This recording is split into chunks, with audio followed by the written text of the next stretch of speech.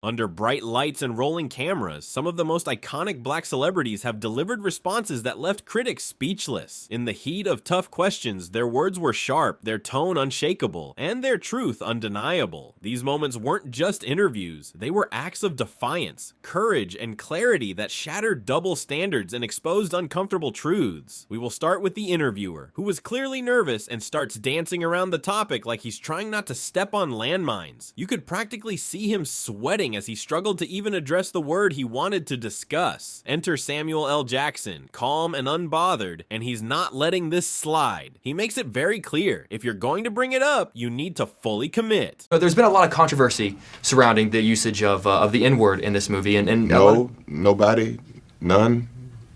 The word would be... Oh, I don't want to say it. Why not? I don't like to say it. Have you ever said it? No, sir. Try it. I don't like to say it. Try it. Really? Seriously? We're not going to have this conversation unless you say it. You want to move on to another question? Okay. Awesome. I don't want to say it. Come on. Will you say it? No, fuck no. That's not the same thing. Why do you want me to say it? They're going to bleep it when you say it on your show. So say it. I can't say it. If I say it, this question, it won't make air. Okay, forget it. Okay, I'll skip it. Sorry, guys. It was a good question. No, it wasn't. It was a great question. It wasn't a great question if you can't say the word.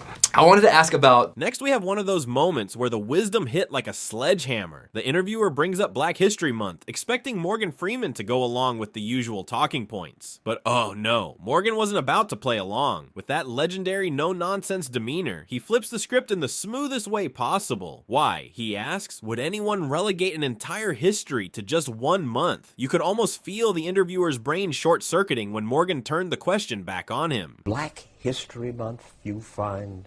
ridiculous. Why? You're going to relegate my history to a month? Oh, come on. What do you do with yours? Which month is White History Month? Well, come on, tell me. Well, I'm Jewish. Okay, which month is Jewish History Month? There isn't one. Oh, why not? Yeah. Do you want one?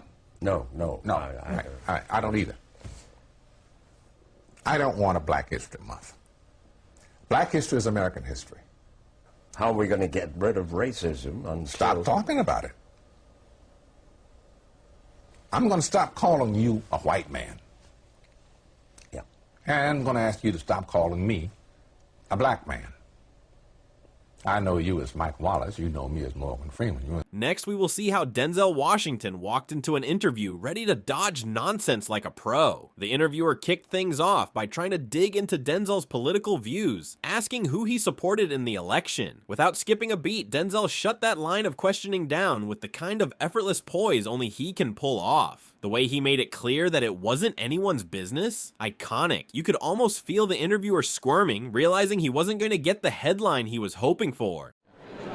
Mr. Washington, you're here in D.C. during an interesting time with the transition in the White House. Just wondering who you wound up supporting in the election and why. Go ahead now. Fences. How about this? I don't know if you saw it. There's a fake news story going around. It got thousands of shares online. You saw that. And I just thought you might want to clear it up because people are confused. There's a few words that start with F and end with K, but that one ends with E, but it starts with F. Yeah, but just too vague. You got to be specific right now. F, K, and E. What was the question? Well, that was a question. Who you wound up supporting in the election, presidential election? None of your business. None of my business? None of your business. Well, I'm only asking because the story was online, but that's okay. Huh? Let me ask you this. What issue do you hope President-elect Trump tackles? What's number one in your mind with the new administration? I don't know. I'd have to be more informed to just say off the top of my head the number one issue. I'm not sure. Education, jobs, health. I mean, there's so many. Yeah. I want to just ask you, though, about the issue of race relations, because the film touches upon that. Right now, under President Obama, over the last 8 years, in your mind, have race relations improved under his leadership? Race relationships have to do with race relationships. You're white or whatever you are. I'm black or whatever I am. We're standing here talking now. That's how we get things done. You can't legislate love. The President of the United States can't legislate us into liking each other. We have to step forward and ask questions about each other and engage. There's no law that says, oh, because I'm president, you all got to get along now. So it's up to us. And there's been so many protests in America, especially during the election. Black Lives Matter movement, for example, and those issues. Has that movement in particular, the Black Lives Matter movement, helped race relations or not in America? Well, listen, we live in America. And in America, we have the freedom to express ourselves. We shouldn't take that for granted. So whatever the movements are, whether you agree with them or don't, they have the right to express themselves. So that's one of the great things about being in this country, that you do have the right to protest.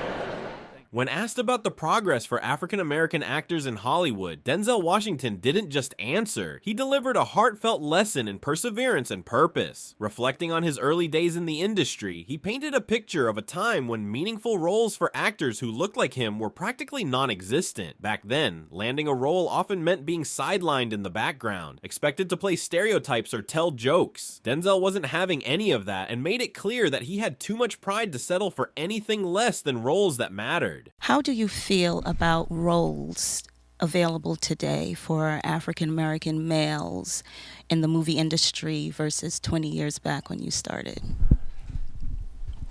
It's much better now. It's much better now. I was, there were no roles like this. You know, I did well, I don't want to talk about other films or other filmmakers, but I've been in the game, whatever it is, 35, 40 years. It obviously wasn't like that when I started, if you got a role at all, which is why I thought I'd just be doing theater the rest of my life. I really didn't aspire to be a quote-unquote movie star because I didn't see anybody that looked like me anyway. So I didn't tell jokes, and I wasn't going to be that third, what's the name, from the back. So I got too much ego for that. So I just said, well, I'll do theater. But it is much better. What came first? That's a great question, Jacqueline. People like Spike pushing the envelope, getting their films funded, going out. Long before that. Gordon. Let's talk to the historian, man. Who are we talking about? Come on. I'm talking about Steve, because Steve knows. What are we talking? I'm talking about I'm talking about from Stephen Fetchit to Eddie Rochester. Everybody did what they had to do, and they laid the groundwork. Who can name them? Gloria Foster, Hattie McDaniel, James Edwards. Who was Edwards was before Sidney. Home of the Paul Brave. Robeson. You know, they laid the groundwork for us. But saying creating roles the way. If it ain't on the page, it ain't on the stage. So you got to write it. That. Okay. You can't sit back afterwards and go, well, it's his fault because I ain't got it. Well, did you know anybody that's writing what you say? August Wilson is writing how we feel. That's why I'm producing all 10 of them. Because of all those people who laid the groundwork for me to be in the position I'm in, I'm going to make sure that there's hundreds of roles for the next generation and utilize the power that I have at this moment in order to do that. And nobody's going to get in my way. Give him some. Get me started. From the jump, Denzel made it clear that change doesn't start in Washington, D.C., or in protests. It starts in the home. He emphasized how a lack of father figures leads young boys to seek role models in the streets, where bad decisions quickly spiral into lifelong consequences. The harsh truth, by the time the system steps in, it's already too late. For Black people in particular, do you think that we can truly make change as things are right now? Well, it starts in the home.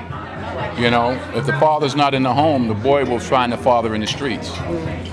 Yeah, I saw it in my generation and every generation before me and everyone since. It starts in the home.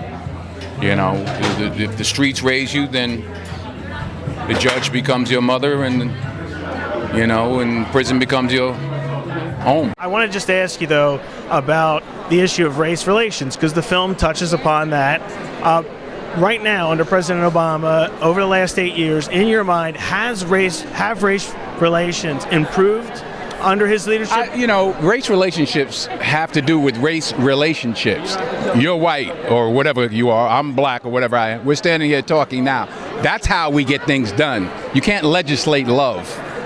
The President of the United States can't legislate us into liking each other. We have to step forward and ask questions about each other and engage. There's no law that says, oh, because I'm president, you all got to get along now. So it's up to us. Next, we have Lil Wayne, who dropped a bombshell with this raw, emotional recount of a pivotal moment in his life. At just 12 years old, after accidentally shooting himself, he lay on the floor bleeding out while chaos erupted around him. The cops who arrived, they didn't even see him at first, stepping over his injured body to chase after guns and drugs. But then came Uncle Bob. At the age of 12 years old, I shot myself. I was in the house. Police knocked on the door. I was right there. They knocked the door down. Everybody jumped over my body to go get the guns and drugs and whatever they could find. It took one guy to stop right there and cuss everybody that hopped over me out. Like, what the f are y'all doing? They say, oh, no, we was going to see if it, what the f are y'all doing? We called the ambulance. An ambulance, do you not see this kid on the floor with this hole in his chest? Say, you drive, pick me up, brought me to the hospital. He didn't drop me off at the ambulance and say, you take him. He brought me to the hospital room and made two and stood there and waited till the doctor said he's gonna make it. He said, don't worry, my name's Uncle Bob. He was white as snow. The that hopped over me was blacker than me. Was he a cop? Yeah, he was a cop, and my life was saved by a white man. I don't know what racism is. I know a good named Uncle Bob, though. Lil Wayne's interview with Nightline was a whirlwind of raw emotion and unfiltered opinions, highlighting the complexity of his worldview. Known for his groundbreaking music career and unorthodox lifestyle, Wayne opened up about fame, societal issues, and his controversial stance on topics like race and the Black Lives Matter movement. That'll be the biggest misconception, that I'm some kind of rude. I don't know. And when they meet me, they're like, oh, you so humble or whatever. But I'm from the South. I have to be respectful and everything like that because I have someone to answer to. What's your relationship with weed? Every day? There's God, there's my family, there's my kids, there's music and weed. In that order? Yeah. How do you, a self-described gangster, end up being such a prolific skateboarder? I just fell in love with skating, plain and simple. The thing you love most about it is landing the tricks. Landing them well, and then being able to say you did that. A few months later, he invited us to Amsterdam, backstage at a sold-out performance. What are you thinking about when you're walking on stage? Usually what's on my mind is just impressing the people, and I'm usually trying to feel the crowd out first. Let's go! Being on stage for me is everything I ever dreamed of. I'm always at home on stage. I thought that was clearly a message that there was no such thing as racism. There was a lot of backlash from people about that. Would you change it, what you said, or No, you still not feel at the same all. way? What's your thought on Black Lives Matter? What is it? What do you mean? The idea was that there's this movement called Black Lives Matter, thinking that the rest of America didn't seem to understand that Black Lives Matter. It just sounds weird. I didn't know that you put a name on. It's not a name, it's not whatever. It's somebody got shot by police and for a reason. I am a young, black, rich. If that don't let you know that America understands Black matter these days, I don't know what it is. Don't come at me with that dumb man. My life matter, especially to my. Do you separate yourself from it? I don't feel connected to a damn thing that ain't got nothing to do with me. If you do, you crazy. You connected to this flag right as I'm connected. I'm a gangbanger, man. I'm connected. He ended our interview angrily. Moments like these remind us of the power of authenticity and fearless truth. These celebrities didn't just answer questions, they made statements that echoed far beyond the interviews. What do you think about these bold responses? Which moment stood out to you the most? Let us know in the comments, and don't forget to like, subscribe, and hit the notification bell so you never miss more powerful stories like this.